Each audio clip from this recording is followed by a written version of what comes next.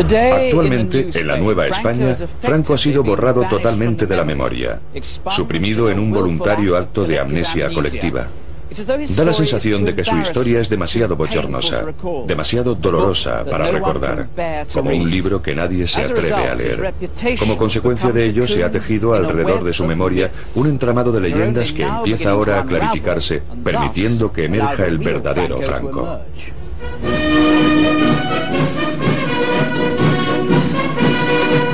Hace un siglo, en el año en el que nació Franco, España seguía siendo un poderoso imperio, pero el imperio se batía en retirada. Tenía más de espectáculo que de sustancia. En ninguna parte era tan evidente la decadencia como en el puerto naval del Ferrol, en donde una aislada comunidad seguía aferrada a rígidas tradiciones basadas en la jerarquía y la disciplina. En esta casa, el 4 de diciembre de 1892, nació Francisco Franco en el seno de una familia que había servido a la Marina durante 2 siglos. Eran 4 hermanos y compartió su modesta educación con su hermana Pilar. Mi hermano era un chico muy serio, muy formal, muy delgadito, muy moreno, le llamaban cerillita, cerillita de lo delgadito que era. Él tenía 2 locuras, el estudiar y por mi madre, que él era un enamorado de mi madre. Su madre era una mujer austera y piadosa que imbuyó su infancia de fe católica en su forma española más conservadora. Sus valores serían una constante a lo largo de toda la vida de Franco. Su padre, en cambio, un contador naval, era un libre pensador a quien le gustaban la bebida y las mujeres.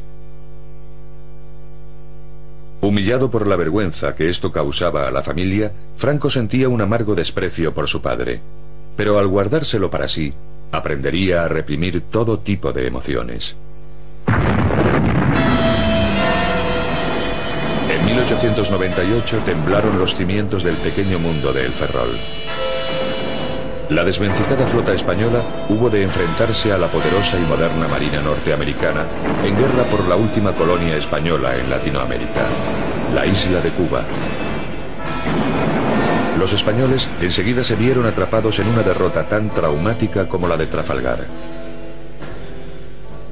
Pueden imaginarse lo que debió sentir aquel niño de 6 años cuando los restos de la flota regresaron a este puerto de luto.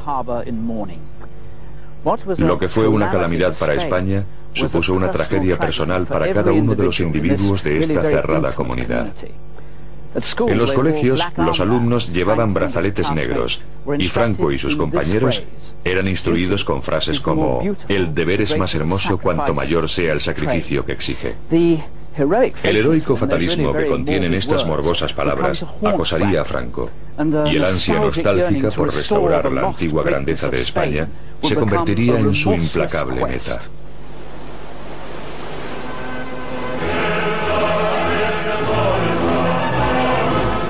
A los 14 años, Franco dejó su hogar por la ciudad de Toledo, en donde había sido encontrada una plaza para él en la Academia Militar de El Alcázar. La academia estaba inspirada en virtudes para las que el joven Franco se mostraba muy predispuesto: deber, honor, valor y patriotismo. Como muestra de ello, poseía hasta su propio himno heroico.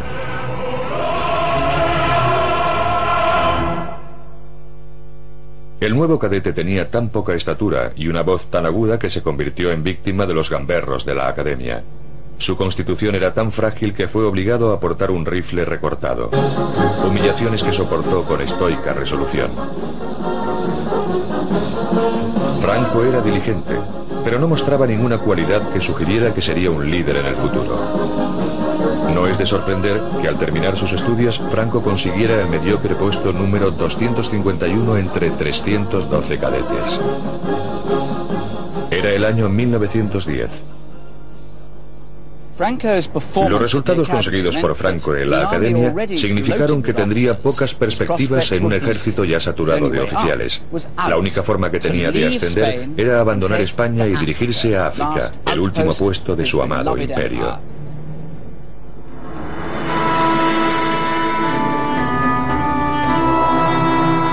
Marruecos, una tierra despiadada a la que España había estado atada desde hacía siglos. Sin embargo, en aquel remanente del antiguo imperio sería donde se formaría el joven Franco. Sin África, diría más tarde, no podría explicar lo que soy. España estaba allí comprometida en una incansable campaña contra las tribus rebeldes del Rif marroquí, que luchaban por recuperar sus tierras del poder colonial. En aquella lucha sin cuartel, Franco haría alarde de cualidades que hasta entonces habían pasado desapercibidas. No solo era tenaz, sino que parecía no temerle a nada. Mantenía férreamente la disciplina bajo el fuego enemigo. Ello, además de las bajas de muchos de sus camaradas, lo condujo a un rápido ascenso. El índice de bajas era tan alto que a los heridos se les dejaba morir por rutina en el lugar en el que habían caído. Al sobrevivir a tales peligros, Franco empezó a parecer intocable. Pero no lo era. El inevitable telegrama a casa informó de que había sido gravemente herido en el estómago. Mucho tiempo después, él mismo narró a su hija Carmencita cómo había escapado de la muerte. Él estaba tendido en la camilla y veía que iban recogiendo a los demás heridos y los iban depositando en unas camionetas y se los llevaban. Y que a él no lo llevaban. Entonces eso le chocó y llamó al médico que pasaba por allí y le dice el médico: no, a ti, Franquito, te dejamos, no podemos llevarte porque tienes una herida de vientre y nada, es inútil. Y entonces mi padre tenía un asistente marroquí y le dice: dame tu mosquetón, y le dio su arma. Entonces la cargó y apuntó al médico y le dijo: en el próximo camión yo salgo, si no tú también tendrás un tiro. Entonces el otro: no te pongas así, y que entonces lo evacuó. Su contacto con la muerte dio origen a una leyenda. Franco contaba con la protección divina. Él mismo empezó a creérselo, mientras los rudos soldados que estaban bajo sus órdenes lo contemplaban admirados. Es el primero que sale en avanzadilla. Lo he visto caminar delante de todos los demás, mientras ellos apenas podían levantar la cabeza de la cantidad de balas que caían a su alrededor. Mira simplemente a un tipo con unos ojos muy serios. Dice: ejecutadlo, y se da la vuelta sin más. Está muy aislado. No es amigo de los demás oficiales, que se van de juerga y se emborrachan. Él se queda solo en su tienda. Después de estar 14 años de servicio, el mediocre teniente había ascendido con tanta rapidez que cuando abandonó Marruecos de regreso a la península en 1926, se había convertido en el general más joven de Europa desde Napoleón. De vuelta en Madrid, el general de 33 años estaba muy solicitado. Era una celebridad y tuvo hasta la osadía de interpretarse a sí mismo en un largometraje.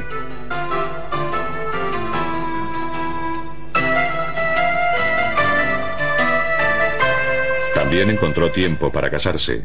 Su esposa, Carmen Polo, era de buena cuna y estaba bien relacionada. Los ojos de Franco descubrieron un mundo muy diferente de los de El Ferrol y África, pero la vida de la clase alta nunca le entusiasmó. Como primer director de la nueva Academia Militar de Zaragoza, Franco recuperó los antiguos valores del viejo imperio, el único mundo que él había conocido realmente. Aferrado a aquel pasado, compartió con los cadetes su propia y austera visión: el sacrificio por la patria negándose a uno mismo. Pero lejos de aquel entorno militar, la gente se burlaba abiertamente de las virtudes que Franco tanto amaba. Por toda España el viejo orden se estaba viniendo abajo con tal celeridad que en 1931 la monarquía había sido derrocada, estableciéndose una república en su lugar. Se encontraba en el poder un gobierno elegido por el pueblo. Hubo grandes celebraciones, aunque no en casa de Franco, como recuerda su sobrina. La venida de la República para Franco fue un desastre, porque estaba todo en contra de su manera de ser y de su manera de pensar y del concepto de España. Él no creía en los partidos, él no creía en la democracia.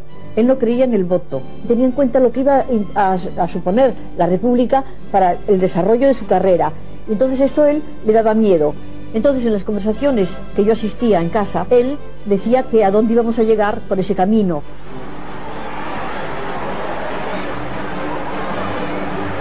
El nuevo Estado era sin duda frágil y se debatía peligrosamente entre la izquierda y la derecha en una nación profundamente dividida. En 1934, la tensión explotó cuando los mineros de Asturias se levantaron contra el gobierno. Al haber una coalición conservadora en el poder, se le encomendó a Franco aplastar la revolución, una labor que llevó a cabo con escrupulosa dureza. 2000 mineros resultaron muertos o heridos. Más tarde, Franco sería apodado por los izquierdistas el carnicero de Asturias. Franco culpó del levantamiento a la nueva democracia española, no a las condiciones de extrema dureza que debían soportar los mineros. En 1936, el péndulo político había vuelto a balancear. Una coalición de izquierdas se encontraba al frente de la administración. Temiendo un golpe de Estado de la derecha, el nuevo gobierno alejó a los generales que más temía de los centros de poder.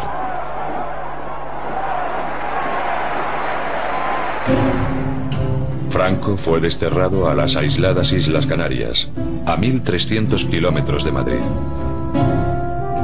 En Tenerife, el nuevo comandante militar, su esposa Carmen y su única hija Carmencita eran cuidadosamente observados por las autoridades republicanas leales,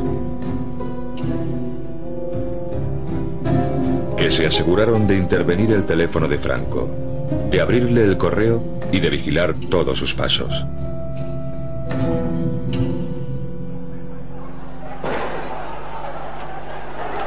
En la península, el creciente malestar social dio paso a la violencia política.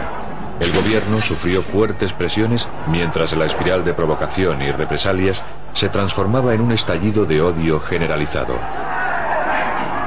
En julio de 1936, los generales disidentes decidieron que había llegado por fin el momento de dar un golpe de Estado y derrocar al gobierno.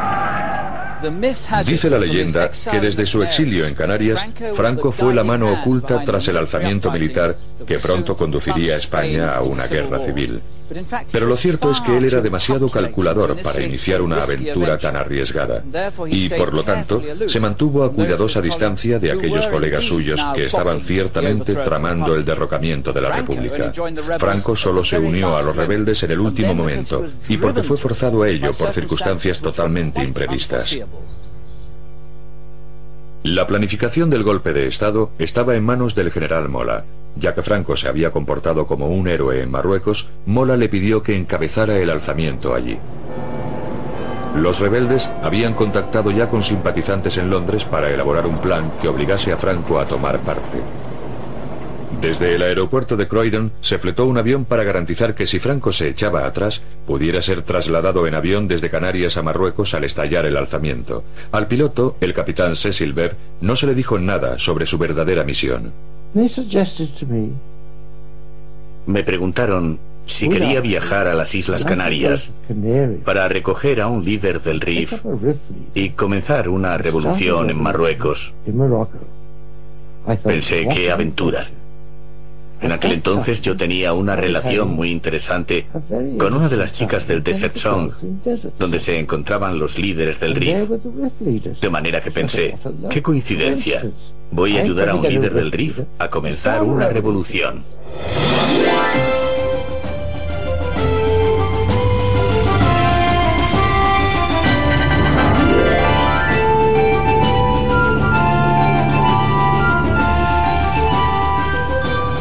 El 11 de julio, el Dragón Rapid despegó rumbo a Canarias.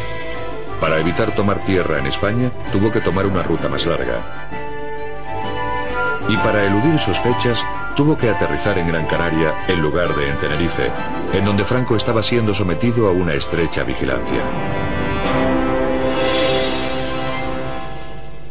Pero Franco seguía mostrándose reacio. De hecho, mientras el avión